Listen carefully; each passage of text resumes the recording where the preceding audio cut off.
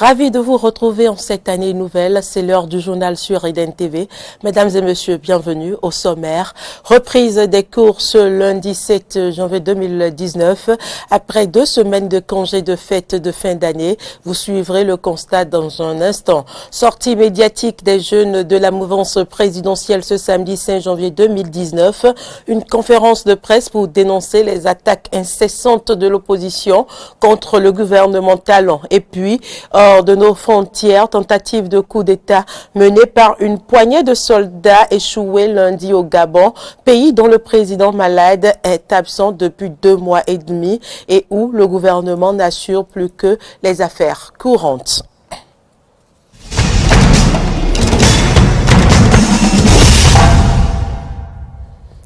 Merci de votre fidélité. Je l'annonçais en titre, les écoliers, élèves et enseignants ont repris ce lundi matin le chemin des classes. Une reprise des cours qui intervient après 2 semaines de congé pour vivre les festivités de fin d'année. Samson Oké, Fréjus Fiossi pour le constat. Après 2 semaines de congé pour vivre les festivités de fin d'année, écoliers, élèves et enseignants ont repris le chemin des classes. C'est le constat fait dans les établissements publics et privés parcourus tôt ce lundi 7 janvier 2019 dans les villes d'Abomey-Calavi et de Cotonou.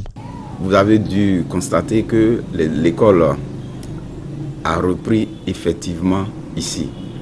Tous les élèves, j'avais sillonné les salles de classe. Il y a eu quelques 2 ou 3 absents, mais tout le monde est là. Les élèves sont là. L'école a effectivement repris ce matin. Effectivement, la reprise est là. Nous avons repris avec beaucoup de fierté. Et les élèves sont là au nombre. Les cours ont bien démarré et nous avons entrepris ce que nous avons à faire et nous pensons que ça ira de bien. Les apprenants, quant à eux, se disent heureux de cette reprise effective des cours et expriment par ailleurs leur joie de se retrouver entre camarades pour la poursuite de l'année scolaire. J'ai repris les cours avec joie. Je remercie le Seigneur d'être ici en cette nouvelle année. Je suis contente de revoir mes amis aussi. Les sentiments qui m'animent, ce sont de joie, de fierté. Mais mes souhaits, c'est que l'année soit bonne pour que nous puissions réussir à notre examen, quoi. J'ai eu un sentiment de joie de revoir mes amis, de parler avec eux et de continuer à travailler. C'est tout. Je suis très heureuse de reprendre les cours ce lundi à 7h. Heureuse de voir mes camarades, tous autant qu'on est en bonne santé. Et mon souhait, c'est que le bon travail y ait et que la réussite soit de notre côté. Bientôt la fin du premier semestre, mais un colossal travail reste encore à faire pour atteindre les résultats escomptés. C'est pourquoi ces apprenants sont appelés à se mettre très tôt au travail en se conformant à la discipline avec un minimum de sacrifice et de volonté. Attirer leur attention sur le fait qu'immédiatement ils doivent se mettre au travail. Immédiatement, parce que c'est bientôt la fin du premier semestre. Nous allons calculer les moyennes. Ce qui est important pour nous, c'est leurs résultats. Ils ont eu les congés pour se reposer. C'est fini. Il y en a qui sont venus avec tresses, des coiffures extravagantes, tout ça. Je leur ai dit, la guerre commence, le combat commence en même temps. Parce que le règlement intérieur est formé là-dessus. En principe, ils devraient défaire ses cheveux, ses coiffures extravagantes là, ses cheveux, coiffures extravagantes avant de venir ce matin. Mais le constat est amer. On a retrouvé les jeunes filles avec ces cheveux-là. Donc, nous les avons mis en demeure d'aller corriger ça. Apprenants et enseignants ont encore 2 trimestres de labeur devant eux avant la fin de l'année scolaire en cours. Des trimestres qui seront entrecoupés par des congés de détente et de Pâques.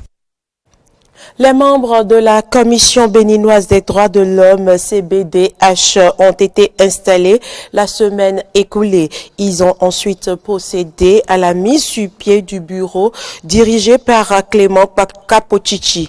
Que pensent les acteurs de la société civile de ce bureau et quelles sont leurs attentes? On les écoute au micro d'Eden TV. C'est quelqu'un qui a fait du parcours, qui a fait du chemin, qui connaît le monde dans lequel nous sommes et qui connaît la matière dont doit traiter la CBDH, la question des droits humains, depuis son passage à Amnesty International jusqu'à la représentation nationale de la coalition pour la Cour pénale, pour la Cour africaine des droits de l'homme et des peuples. Il a fait du chemin et il connaît la matière dont il est question aujourd'hui. Nos attentes aujourd'hui, c'est d'abord que la coalition puisse prendre ses marques et travailler tout de suite à s'installer à ce que les droits humains soient de plus en plus une réalité à travers l'application des textes que nous avons, à travers la correction des textes que nous avons aujourd'hui et surtout à ce que tous ceux qui militent à ce que les droits humains soient une réalité soient protégés. Clément Kapo-Chichi, c'est une chance pour le Bénin. Je dirais que c'est un homme que j'apprécie. J'ai travaillé une demi-fois avec lui. Je suivais le nom, je comprenais un peu que ce monsieur dont on parle à l'international, c'est un Béninois. J'ai jamais eu le temps, la chance de le rencontrer. Mais lui, il connaissait très bien Social Watch. On a eu quelques fois à travailler un peu et j'ai pu comprendre que c'est un homme organisé, qui est un homme très serein et dans la recherche du bien pour son pays, et dans la perspective de comment améliorer la vision qu'il a et que nous avons tous des droits de l'homme au Bénin. Je pense qu'il vaut mieux ne pas être précis aujourd'hui parce que ça dépendra de leur calendrier.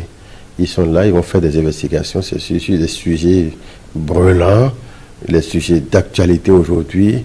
Ils peuvent visiter par exemple nos prisons pour voir l'état des lieux, qui sont ceux qui sont brimés dans leurs droits, qui sont ceux qui au niveau des administrations ont perdu de l'emploi et il y a des dispositions qui devraient être prises qui ne sont pas prises.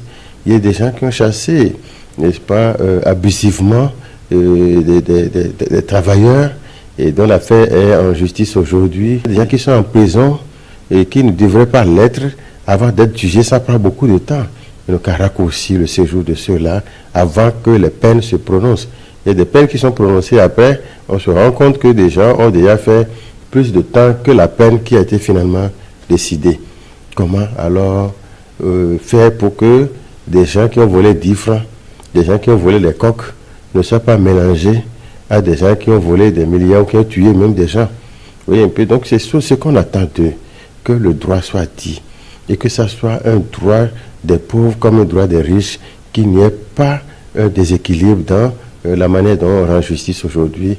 Les droits de l'homme, c'est aussi ça. C'est aussi le droit à avoir un certain nombre de libertés aujourd'hui. Par exemple, nous allons aux élections tout de suite. On va aux élections, il y a ceux qui ont le droit de vote, qui n'ont pas l'instrument de vote, c'est-à-dire la carte. Politique, les jeunes de la mouvance présidentielle ont effectué ce samedi une sortie médiatique pour fustiger le comportement de certains aînés politiques qui tentent, selon eux, de peindre en noir toutes les actions du gouvernement. Compte rendu, Fréjus Serroin. Les jeunes de la mouvance présidentielle sont contre les agissements de leurs aînés politiques, anciens présidents, ministres comme députés, qui jugent chaotique la gouvernance du président Patrice Talon. C'est pourquoi, ce 5 janvier devant la presse, Corneille Rompévy et ses pairs ont répondu aux diverses critiques contre le gouvernement de Patrice Talon. Notamment, celles liées aux 200 000 emplois directs et indirects créés en 2 ans, selon le président, et contestés par les opposants. Les 6 nouvelles préfectures créées dès l'avènement du régime a occasionné l'employabilité directe de plus de 2 000 personnes. La fermeture du marché noir de médicaments d'Adjegoulin a occasionné l'ouverture de nouvelles pharmacies sur toute l'étendue du territoire national, des pharmacies qui emploient directement chacune en moyenne 10 personnes. La lutte pacifique contre l'essence de contrebande a permis l'ouverture de nouvelles stations qui emploient des pompistes et des livreurs. La rénovation du stade général Mathieu Kérékou a nécessité la mobilisation d'une forte main-d'œuvre locale constituée essentiellement de nos frères et sœurs béninois. La production record du coton l'année dernière a mobilisé plus de contoculteurs, de chauffeurs pour acheminer les balles de coton vers les usines et aussi plus d'ouvriers pour le grainage. La reconstruction de Maria Gleta a mobilisé directement des centaines d'employés, entre autres soudeurs, électriciens, maçons, ferblantiers. Le vaste projet asphaltage, sans oublier les 300 conducteurs de taxi moto, de taxi Bénin plutôt. Pour les jeunes de la mouvance, le Bénin ne doit plus être une nation où l'on ne s'associe que pour abattre un ennemi commun, mais une terre promise où toutes les forces s'unissent pour servir les intérêts du peuple. Les membres des différentes instances de l'UDBN, Union démocratique pour un Bénin nouveau, avec les militants réunis autour de la présidente du parti, l'honorable Claudine Afiavi-Prudencio, se sont échangés ce samedi les vœux de nouvel an. La cérémonie s'est déroulée au siège du parti, à l'usine d'engrais de Dekombé. Ce rassemblement a permis aux différentes instances du parti de redéfinir de nouvelles bases pour mieux affronter les échéances électorales prochaine. Cette cérémonie de présentation de vœux a été également l'occasion pour le bureau politique de procéder à l'installation officielle de la Fédération nationale des jeunes UDBN. Que les différentes instances du parti UDBN, Union démocratique pour un Bénin nouveau, ont sacrifié à la tradition de présentation de bons vœux en début d'une nouvelle année. Réunis au siège du parti à Dekombé, les vœux sont allés à la fois à l'endroit des membres des instances dirigeantes et aux militantes et militants du parti. Outre les vœux de santé, de paix et de prospérité, le plus grand et le plus important à retenir et à concrétiser restent les défis liés à la victoire du parti UDBN aux prochaines élections législatives. Au nom de toutes les femmes UDBN, et de celles à venir, je formule à vous, à votre famille et à tous les militants et sympathisants de l'UDBN les vœux de bonne et heureuse année 2019. Une année de très bonne santé, de paix, de joie, de plus d'amour et de pleine victoire pour le parti. Nous ne pouvons pas organiser une séance de présentation de vœux sans avoir chacun à l'esprit cette échéance qui est bientôt très proche. Échéance au cours de laquelle, avec votre soutien, le parti Union démocratique pour un Bénin nouveau va démontrer toute sa force en enlevant un maximum de sièges à l'Assemblée nationale du Bénin. Mes vœux pour vous en 2019, c'est d'abord que la main protectrice de Dieu soit sur vous et sur vos familles respectives. C'est ensuite que la très bonne santé soit votre partage. Ces deux facteurs constituent certainement des gages pour votre engagement individuel et collectif, votre détermination à ratisser large dans la perspective des prochaines joutes électorales. À cette occasion de présentation de vœux de joie, je lance officiellement à votre attention l'opération UDBN dans toutes les maisons. Et pour une réussite sans faille de cette opération, la présidente de l'UDBN, Claudine Afiavi-Prudencio, veut compter sur non seulement la gente féminine du parti, mais surtout sur sa couche juvénile. Constitués en fédération, ces jeunes hommes et femmes se sont donc engagés solennellement à œuvrer pour une victoire écrasante du parti UDBN, que dis-je, de leur parti UDBN au soir des législatives de 2019. Nous vous souhaitons le meilleur et surtout l'assurance, car vous avez l'engagement franc de la jeunesse à vos côtés. Avec sincérité et beaucoup de bienveillance, nous voulons modestement participer au rayonnement de l'UDBN. Nous avons le courage et l'énergie nécessaires pour. Les défis imminents pour le parti UDBN, nous en sommes conscients et nous vous disons ici et maintenant que nous sommes prêts à les relever. Le fait de vous constituer en fédération devrait être une plus-value pour relever ce défi. La balle est donc dans votre camp. Allez, chers vaillants jeunes de l'UDBN, investissez toutes les maisons, investissez tous les coins du Bénin. Dites à vos pères jeunes, dites aux femmes, dites à vos parents et proches amis que l'UDBN, c'est l'espace idéal d'épanouissement pour eux. Allez-y sans crainte. Le parti est à vous. Le bureau de la Fédération nationale des jeunes de l'UDBN est composé de 11 membres. Ces derniers ont reçu officiellement au cours de cette cérémonie de présentation de vœux les attributs et logos du parti UDBN. Religion, la fête de l'Épiphanie est célébrée ce dimanche 6 janvier 2019, fête catholique qui commémore la manifestation de l'enfant Jésus au roi mage venu l'adorer. Une équipe de la rédaction est allée constater l'ambiance de la célébration de cette fête dans plusieurs églises dans la commune d'Abomey-Calavi. Martin Koudenoubo, Denis Maroya. L'épiphanie célèbre la manifestation de Dieu au mage. Son sens profond réside dans le baptême du Christ pour tous. Elle est l'annonce du salut. Et c'est conscient de la portée de l'épiphanie que la communauté chrétienne béninoise a fêté ce premier dimanche de l'année 2019 la visite des rois mages à l'enfant Jésus. Ici à l'église évangélique, ministère des prières les vainqueurs à Calavi, c'est dans une atmosphère de chant, de louange, de prière et adoration que les fidèles ont rendu grâce à Dieu pour ses nombreux bienfaits dans leur vie. On est en train de faire action de grâce aujourd'hui.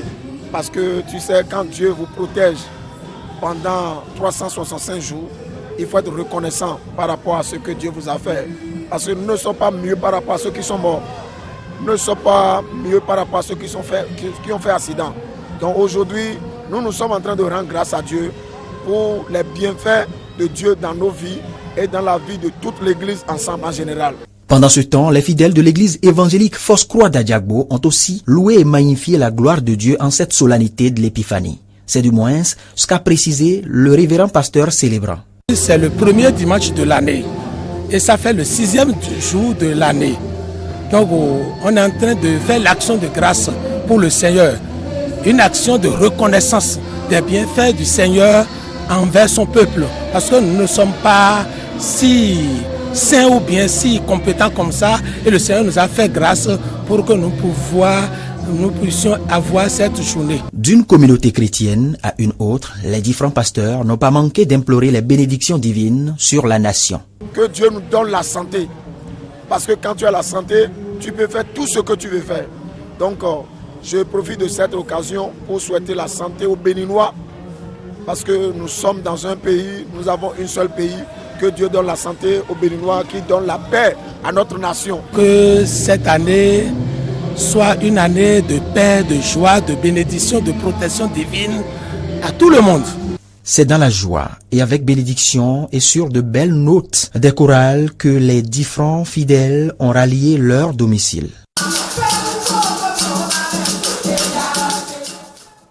Culture, Sa Majesté Signon Oba Adeki Louman, roi de la vallée de l'Ouémé, a célébré son 12e anniversaire d'accession au trône. C'était ce samedi 5 janvier 2019 en présence de plusieurs personnalités. Reportage. Pour ses noces de soie, le roi central de la vallée, Sa Majesté Signon, avait à ses côtés d'autres têtes couronnées, des dignitaires sages et notables de la vallée. Cet anniversaire d'accession au trône est pour lui un symbole de fidélité dans l'endurance face aux réalités de sa mission, difficile mais très noble. Très chères filles et fils de la vallée de Ouémé, j'ai toujours dit à qui veut m'entendre que s'il m'était permis de rassembler tous mes biens quelque part, je n'aurais rien qui soit oublié nulle part si ce n'est pas chez moi. Si ce n'est chez moi, au pays Ouémé.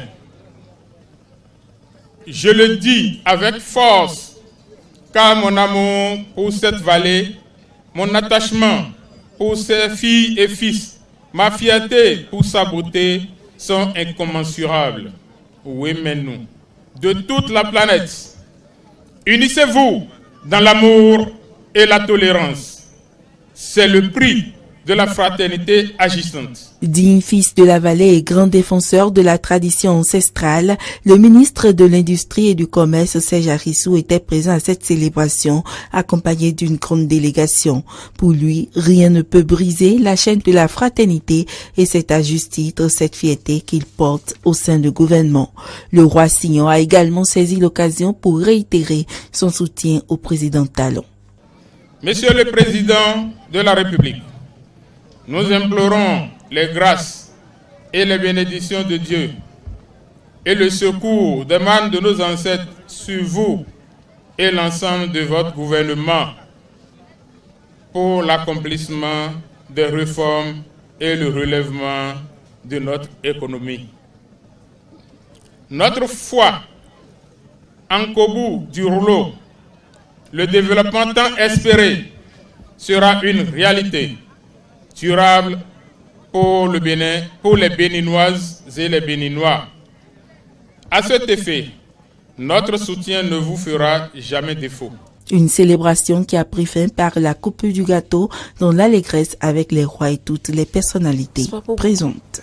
Actualité en dehors du Bénin à présent, une tentative de coup d'État menée par une poignée de soldats a échoué lundi au Gabon, pays dont le président malade est absent depuis 2 mois et demi et où le gouvernement n'assure plus que les affaires courantes.